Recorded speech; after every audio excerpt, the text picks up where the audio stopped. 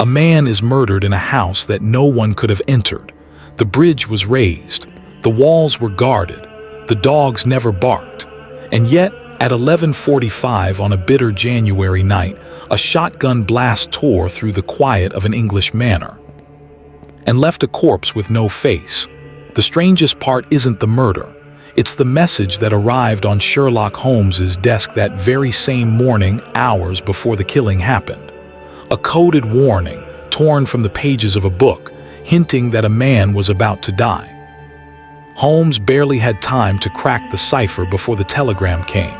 Somewhere behind this killing sits the coldest, most dangerous mind in London, a man Holmes has sworn for years to bring down, a man who never dirties his own hands, and never, ever fails.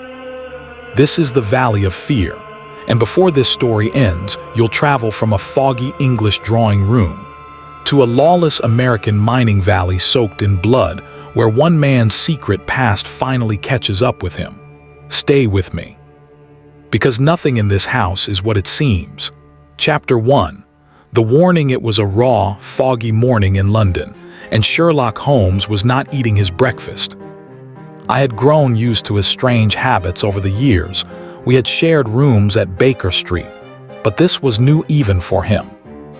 He sat hunched over the table, a small torn envelope in one hand, turning it again and again toward the weak light of the window, studying it the way another man might study a rare gem. "Watson," he said at last, without looking up, "I must ask you to think me a rude host this morning. I have quite forgotten you exist." "I had noticed," I said. "Good. Then you will forgive me for continuing to ignore you a moment longer." He held the envelope to the light once more. "This handwriting, Watson, I know it, and yet I do not know it. That is the curious thing about it. You recognize the hand but not the man." "Precisely. This letter is from a man calling himself Porlock. It is not his true name, merely a signature we have agreed upon between us, so that a very cowardly man might occasionally find the courage to write to me." I set down my cup. "And who is Porlock, really?" Holmes leaned back, steepling his fingers, a gesture I knew meant he was about to enjoy himself. "Porlock is nobody, Watson. He is a small, frightened cog in an enormous machine. But the machine itself, the machine is the finest, most dangerous piece of criminal engineering in Europe." "You mean?" "I mean Professor Moriarty." The name landed in the room like a dropped stone.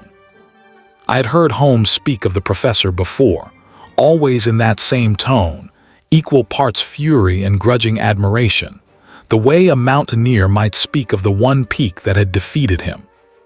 "You call him a criminal," Holmes went on, "and legally you libel him. He has never once been convicted of anything. He is a mathematician of real genius, a man whose book on the dynamics of an asteroid, they tell me, no scientist alive can properly criticize. And yet, Watson, this same brilliant, blameless professor is the still, spider-like center of half the organized crime in the city. Forgery, robbery, murder when murder is required. He touches none of it himself and profits from all of it. And this Porlock is connected to him. Distantly, he is the weak link in an otherwise unbreakable chain. Now and then, for a little money and much fear, he sends me word of something before it happens, which is worth a great deal more than catching a criminal after the fact." Holmes tapped the envelope. "This time he has sent me a cipher. Numbers only, a page reference, a word count, nothing more, without telling me which book the numbers refer to. Which is, I confess, rather like handing a man a key and refusing to tell him which door it opens." I watched him work through the puzzle piece by piece. The size of the book implied by the page numbers the width of its columns implied by the word counts, until with a small cry of triumph, he seized a second volume from the shelf and began transcribing words with trembling fingers. The message, when it finally emerged, was crude but unmistakable. "Danger may come very soon. 1. Douglas, rich, country now, Burlstone House. Burlstone, confidence pressing." Holmes sat back, satisfied and unsettled in equal measure. "Someone named Douglas," he murmured, "living in the country at a place called Burlstone, is in very great danger indeed, and about to lose a great deal of confidence in his own safety." Before either of us could say another word, the boy arrived with a second letter in the same hand, sent in a dreadful, shaking scrawl that told its own story of terror. "I can help you no further in this matter. Too dangerous, I am suspected." He came upon me almost as I was sealing this letter. "Burn the cipher, it will do you no good now." Holmes read it twice, his face grave. "He means Moriarty," he said quietly. "There is no one else Porlock would fear enough to write like that." He had barely finished speaking when the door opened, and in stepped a solidly built, sharp-eyed man I recognized at once, Inspector MacDonald of Scotland Yard, one of the very few official detectives for whom Holmes held real respect. "Mr.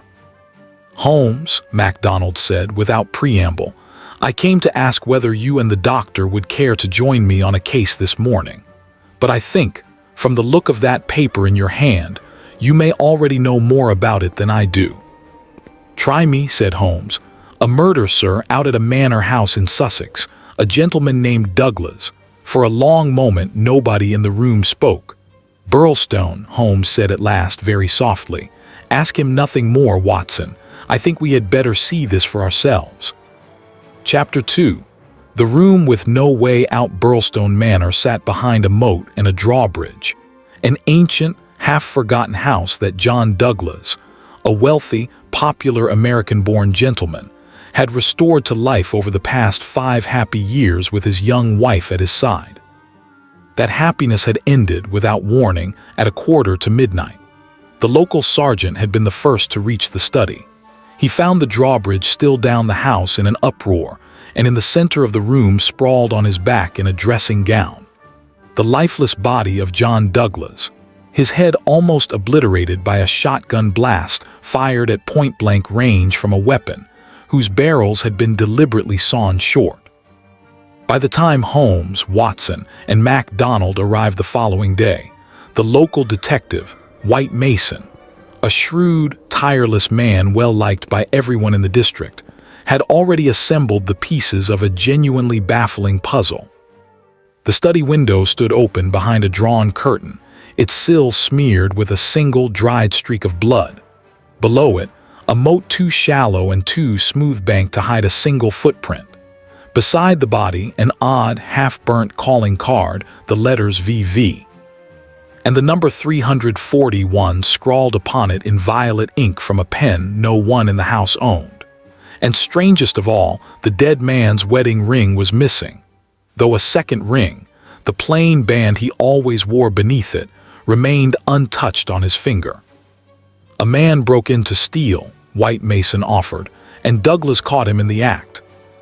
Holmes said nothing for a long moment, turning slowly on his heel to take in the whole of the room. The candle burned down barely half an inch, the untouched hammer on the floor, the perfectly clean drawbridge chain. "If a stranger came here to murder," he said at last, "and had the presence of mind to plan an escape through that window, why in heaven's name did he choose the one weapon in England guaranteed to bring the entire household running before he could take 3 steps toward the moat?" Nobody had an answer. It was the beginning of the strangest investigation Holmes would ever conduct, one that would lead him, piece by piece, from a missing dumbbell to a bundle of sodden clothing dredged from the bottom of that very moat, and finally to a confession that would turn the entire case on its head, because the man lying dead on that study floor was not John Douglas at all.